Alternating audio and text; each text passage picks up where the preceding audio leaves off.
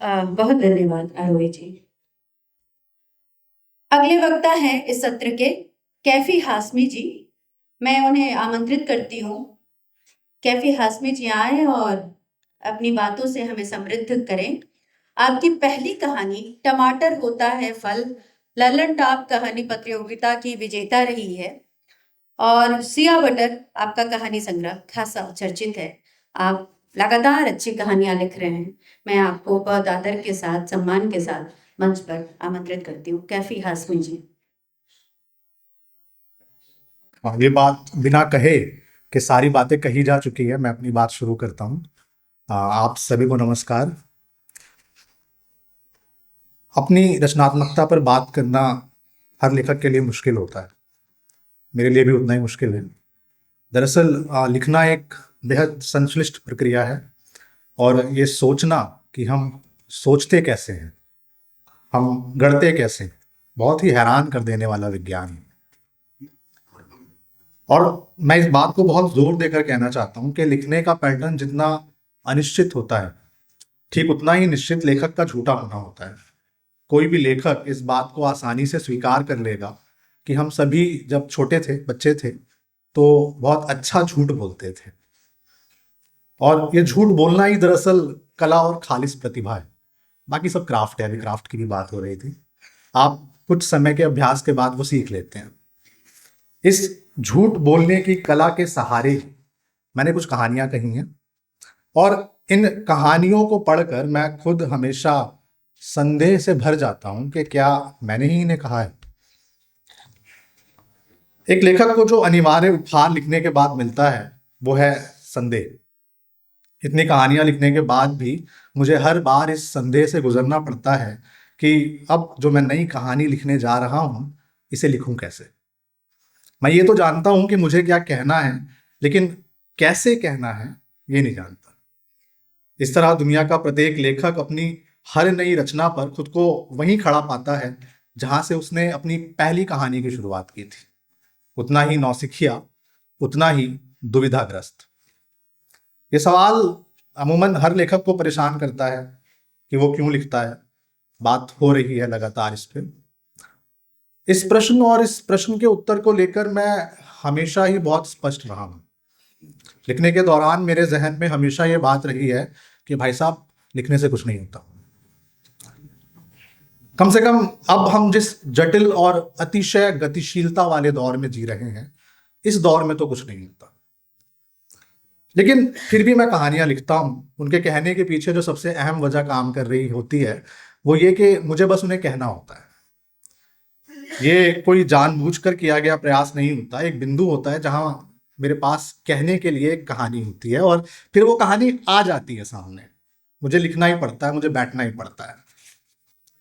अब अगर मैं सही वक्त पे उस कहानी को ना लिखूं तो क्या होगा? तो ये होगा कि अवसाद अपने क्रूरतम रूप में मुझे घेर लेगा और अगर बहुत खराब संभावना की तरफ जाएं तो मैं आत्महत्या कर सकता हूं।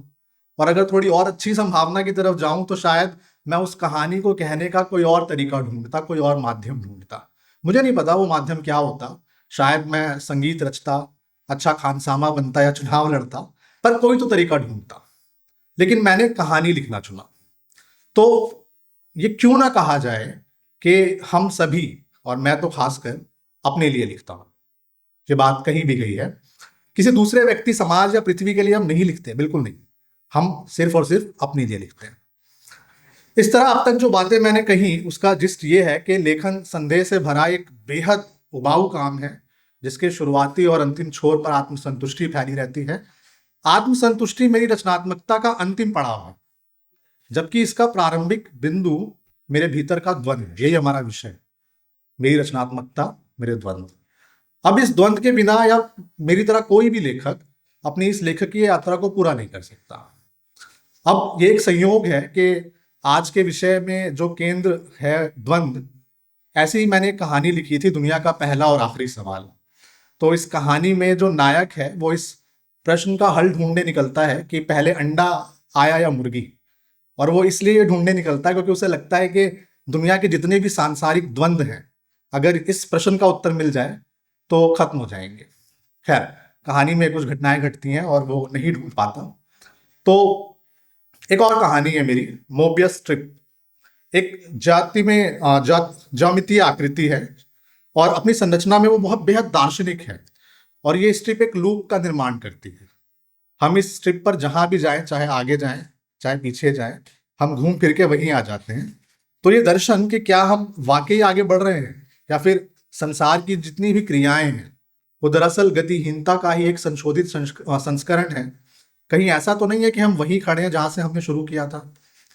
अब बहुत महत्वपूर्ण बात मैं आगे कहूंगा कि जब मैं इस मंच पर बोल रहा हूं तब हो सकता है कि किसी देश में कोई दक्षिणपंथी सरकार बन रही हो सकता है कि कोई बुलडोजर किसी हाशिए पर खड़े व्यक्ति का घर गिरा रहा हो, लोग मर रहे हों, मारे जा रहे हों। पर कमाल की बात देखिए कि ये चीजें इतनी सामान्य हो चुकी हैं कि मेरे माथे पर एक शिकन तक नहीं है। तो ये जो मेरे माथे पे शिकन नहीं है, ये जो सामान्य हो जाने वाली चीजें हैं, यही वो लूप है। हम घूम फिर के वहीं तो आ रहे हैं। दुनिया आगे जा रही है, समय आगे बढ़ रहा है, लेकिन हम अपने व्यवहार में उसी आदिम प्रवृत्तियों की तरफ लौट रहे हैं जहां हमें शायद नहीं जाना चाहिए था। तो कहानी मोबियस स्ट्रिप इस शीर्षक के दर्शन के साथ मैंने जब लिखी, तो जब ये शीर्षक मेरे सामने आया, जब ये फिलॉसफी मेरे सामने आई, तो बस ये मेरे दिमाग में एक विचार था, एक कोरा विचार था। और कहानी बनने में समय लगता है, अगर रचना प्रक्रिया में बात करूं। अब ये विचार मेरे दिमाग में चल रहा है कई दिनों तक, कई महीनों तक। फिर एक सही समय आएगा जब लगेगा कि हाँ, अब शायद मैंने कहीं से कुछ घटनाएं ली, कहीं से कुछ घटनाएं ली, और वो सारी चीजें मिलके सामुच्चय में मुझे एक दिशा दिखा रही है कि अब आगे बढ़ा जा सकता है।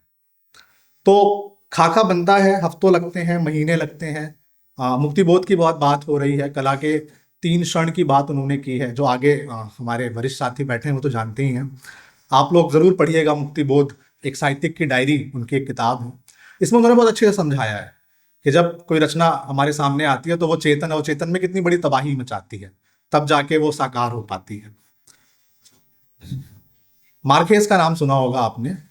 एक बार मार्केस से पूछा गया कि जब आपने एकांत के 100 वर्ष लिखा तब आपकी आंखों के सामने कौन सा बिंब था। तो मार्केस ने कहा, बर्फ बनाते बुंदिया परिवार का। सिर्फ यही एक बिंब था, और इस बिंब के सहारे उन्होंने इतनी बड़ी यात्रा एक उपन्यास के रूप में पूरी कर ली। तो जब भी हम लिखते हैं तो इस तरीके से हमारे सामने कुछ बिंब होते हैं जो शीर्षक के रूप में या किसी दृश्य के रूप में हमारे दिमाग में चलते रहते हैं। मैंने जब कहानियां लिखनी शुरू की थी तब मैं 10वीं क्लास में, 10th क्लास में था। अब कुछ कहानियां पूरी होती भी थी, कुछ नहीं भी हो पाती थी, और हमेशा लगता था कि और चीज़ें सीखने की ज़रूरत है। फिर मैं जामिया मिलिया इस्लामिया में पढ़ने गया, और वहाँ मुझे गुरु के रूप में अदनान बिस्मिल्लाह मिले थे। वो थिएटर करते थे, हिंदी में शोध कर रहे थे। उन्होंने मेरी कहानी के क्राफ्ट को तैयार करने में बहुत मदद की।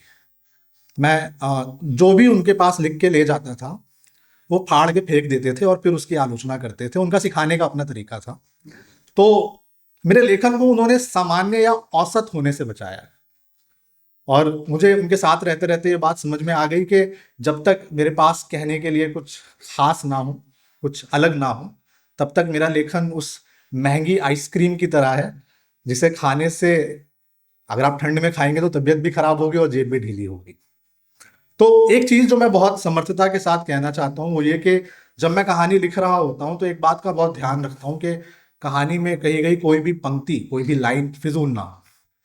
अगर कैफे कॉफी डे कहानी जो जिन साथियों ने पढ़ी है उसमें एक वाक्य आता है जहाँ पे जो नायक है उसकी लिंचिंग होने वाली है, और लिंचिंग होने में वो व्यक्ति भी शामिल है जिससे उसने सुअर की कलीजी खरीद के खाई थी। तो अगर ये पंक्ति आई है तो इसका एक अर्थ है या इसके कई अर्थ है, ये यूं ही नहीं है, ये फिजूल नहीं है। एक कहानी है मेरी, टमाटर होता है फल, अभी जिक्र भी हो रहा था। तो उस कहानी में होता ये है कि पेंटिंग्स जो है वो एक चित्रकार तैयार कर रहा है, और अपने अंतिम स्वरूप में वो पेंटिंग्स पूरी तरह बदल जाती हैं, चेंज हो जाती हैं। और नायक एक बहुत शेरनुमा कुछ लाइन कहता है। वो कहता है, टमाटर होता है फल, सब्जी ना समझना, मेरी जिद को जाना, अपनी जिद को जाना, मेरी मर्जी ना समझना। अब टमाटर फल होता है लेकिन हम उसे सब्जी समझते हैं। मतलब मैं भी समझता था, मुझे तो 3rd 4th क्लास में टीचर्स ने करेक्ट किया कि नहीं भाई ये ना फ्रूट्स वाली कैटेगरी में आता है। तो वो एक पॉइंट था जहां ना मुझे लगा कि जो अब तक हम सोच रहे थे वो सारे विश्वास, अनुमान, प्रतिमान सब ध्वस्त हो गए। मतलब जो सच हमें दिखाया जाता है या जो हम देख रहे होते हैं वो वैसा नहीं होता जैसा वो है। टमाटर होता है फल, सब्जी ना समझना, अपनी जिद को जाना, मेरी मर्जी ना समझना। ये कुछ शेरनुमा वाक्य है, मैं शायरी वारी नहीं करता हूँ लेकिन कहानी में आता है बस वो। तो जब मैंने ये कहानी लिखी तो ये कहानी मैंने उस दौर में लिखी जब मैं ग्रेजुएशन कर चुका था, और ये दुनिया को देखने के बाद जो मेरे अंदर एक गुस्सा पैदा हुआ, ये उसका निष्कर्ष थी ये कहानी। और मुझे बहुत सुकून मिला इस कहानी को लिखने के बाद, एक आदिम संतुष्टि। मुझे महसूस हुआ कि अगर मैं इस तरह से कुछ काम करता हूं तो मैं अपने गुस्से को एक रचनात्मक कर्म में बदल सकता हूं। और बस फिर तो यात्रा शुरू हो गई, कहानी लिखता रहा। अब टमाटर होता है फल, दुनिया का पहला और आखिरी सवाल, कैफे कॉफी डे, ये तीनों एक ही ड्राफ्ट में लिखी गई कहानियां हैं। और तीनों ही कहानियां एक बार जब खाका बन गया था तो मैंने लिखना शुरू किया और मैं लिखता चला गया। लेकिन मेरी एक कहानी है शिया बटर, कुछ लोगों ने नाम सुना होगा जो पीछे बैठे हैं। उसमें मेरे पास बिंब था। मैं नौकरी के सिलसिले में उड़ीसा के भंजनगर में रहता था, कुछ समय के लिए मैं वहाँ रहा था।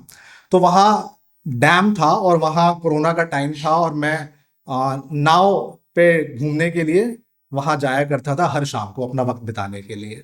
तो वहाँ एक नाव खेते मछुआरे का बिंब था जिसने मुझे प्रभावित किया, और मुझे वो एक आइडिया मिला कि मुझे अपनी कहानी यहाँ से शुरू करनी है। फिर कुछ समय मैं बिन्नागुड़ी, पश्चिम बंगाल में ही है, नॉर्थ बंगाल में बिन्नागुड़ी, नाम सुना होगा आपने, आर्मी कैंट, वहाँ भी कुछ समय रहा। और वहाँ मैं एक आदिवासी बच्ची से मिला। वो बहुत बहुत निर्भीक बच्ची थी, बहुत टैलेंटेड और बहुत खूबसूरत। उस बच्ची में, उस कहानी में एक पात्र है जिलियट, मुझे उसका बिंब मिला। तो मतलब कहानी कैसे बनती है, कैसे कैसे आकार में आती है। एक भंजनगर है, इधर बिन्नागुड़ी है, ये सारी चीजें मतलब मेरे अवचेतन में तबाही मचा रही है, और वो फिर साकार हो जाता है। तो शिया बटर इस फॉर्म में आई। कहानी में एक पंक्ति है जहां मछुआरा कहता है कि ये जो नाव है ना, ये नाव माशूका की कलाई जैसी है मेरे लिए, अपने बारे में बोलता है। हालांकि ये पंक्ति मैंने लिख ली थी, उसके बाद 6 महीने तक मैं कुछ नहीं लिख पाया था। मैंने बस ये पंक्ति ही लिखी थी, कि 6 महीने लगे फिर ये कहानी पूरी हुई। जिस तरह टमाटर होता है फल मेरे गुस्से से उपजी कहानी है, उसी तरह शिया बटर भी एक लंबे समय तक भीतर तैयार हो रहे लावा का प्रस्फुटन है। शिया बटर सिर्फ एक आदिवासी समूह की कहानी नहीं है। आप उस आदिवासी समूह की जगह किसी भी हास्यकृत समाज को रखकर देखिए, कहानी वही रहेगी, सेटिंग बदल जाएगी, कहानी वही रहेगी। उस कहानी में एक जगह एक डायलॉग आता है, नेता कहता है, देश के गद्दारों को गोली मारो सालों को। ये कहानी में कहता है। अब कहानी पढ़ेगा कोई आज शायद या 10 साल बाद, 5 साल बाद, तो वो सोचेगा यार ये तो बहुत अतिशोक्ति है, नेता ऐसा कैसे बोल सकता है मंच पे खड़ा होके। लेकिन जब ये कहानी लिखी गई तो एक बहुत संभ्रांत नेता ने बिल्कुल सेम हूबहू, एक भी शब्द इधर उधर नहीं, यही पंक्तियां कही थी। और अपने देश के जो अल्पसंख्यक समुदाय हैं, जो मुसलमान हैं, उनको इस तरीके से चिह्नित किया था। तो जब चीजें एग्जेजरेशन में और अतिशोक्ति में आपके आसपास घट रही हैं, तब वो चीज रचना में भी उसी रूप में आती है। और मैंने उसके लिए जिस टूल की मदद ली वो है जादू यथार्थवाद। अब जादू यथार्थवाद ही क्यों? अगर आप लोग नहीं जानते हैं, पीछे जो हमारे साथी बैठे हैं, तो सर्च कीजिएगा मैजिकल रियलिज्म क्या होता है, इंटरनेट पे बहुत कुछ मिल जाएगा। तो जादू यथार्थवाद के अलावा मेरे पास कोई जरिया नहीं था अपनी बात कहने का। एक ऐसे दौर में जब रियलिटी और जो एग्जेजरेशन है, अतिशयोक्ति और सामान्य उक्ति, जब उसका भेद मिट जाता है, तब हम थोड़ा सा कर्व लेते हैं, थोड़ा सा मुड़ते हैं। और अगर लैटिन अमेरिका की तरफ आए तो वहां भी यही दौर चल रहा था जब वहां जादू यथार्थवाद आया। वहां के ड्रग्स माफिया को याद कीजिए, वहां हर दिन धुआंधार गोलियां की बौछार होना, ये सब बहुत कॉमन चीजें थी। तो अब जब मुझे महसूस हुआ कि जादू यथार्थवाद की मुझे जरूरत है, तब मैं शिया बटर जैसी कहानी लिख पाया। अब यहाँ पे एक चीज मैं और कहना चाहूंगा कि जब मैं अपनी बातें आपके सामने कर रहा हूँ और जब मैं ये सब चीजें तैयार कर रहा था, तब मेरे दिमाग में और भी कई सारी बातें थी, लेकिन मैंने उन्हें सेंसर किया। और सेंसर अगर मैं नहीं करूंगा तो हो सकता है मुझे इसके खतरे उठाने पड़े, क्योंकि सवाल यहाँ पोजिशनिंग का भी है कि कौन कह रहा है।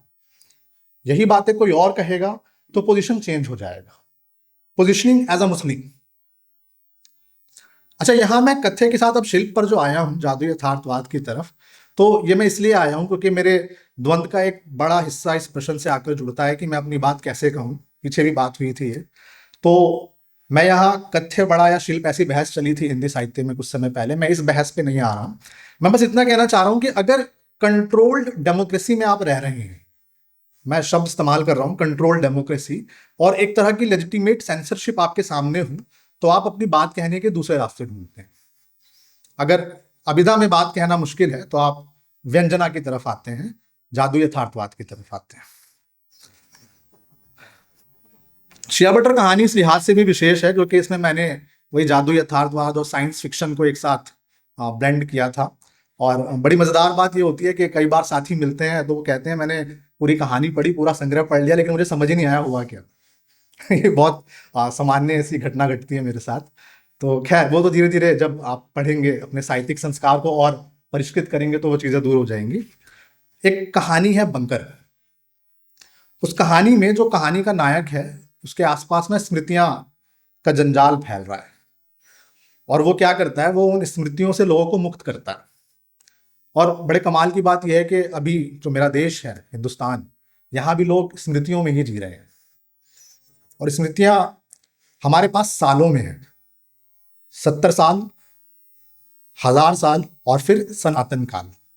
तो जो प्रोटेगनिस्ट है, जो नायक है, वो क्या करता है कि जो लोग इन स्मृतियों में खो रहे हैं, मकड़ जाल में घुल मिल रहे हैं, उन्हें मुक्त करने का प्रयास करता है। तो बंकर कहानी मुझे लगता है कि बहुत एक मतलब मेरी अपनी मतलब ये मान्यता है कि मैंने अपने समाज की नब्ज पकड़ने का उसमें बहुत प्रयास किया है। और इसी की ये जो पूर्व पीठिका थी, यही बाद में एक कहानी है चक्कू पिस्तौल और एक हत्या, उसमें आपको नजर आएगा। अगर आपने चक्कू पिस्तौल हत्या कहानी पढ़ी है तो कहानी का नायक है संदीप। संदीप को याद कीजिए, एक ऐसा नायक है जो डेंटिस्ट है, और वो भाई बनना चाहता है, डॉन पप्पू भाई, उसके पास एक अच्छा एक आदर्श है। इसके अलावा वो गांधीगिरी में भी विश्वास करता है, और अपना बाकी समय वो फिजिक्स भी पढ़ता है, इतिहास और समय को भी समझने की कोशिश करता है। तो ये जो कन्फ्यूजन है, ये जो पात्र के अंदर कन्फ्यूजन है, मुझे लगता है ये हमारे समय की कन्फ्यूजन है, और ये जो हमारे कहानी में कन्फ्यूजन निकल कर आ रहा है, जो हम समय को नहीं पकड़ पा रहे हैं, ये इस जरिए से निकल के आ रहा है।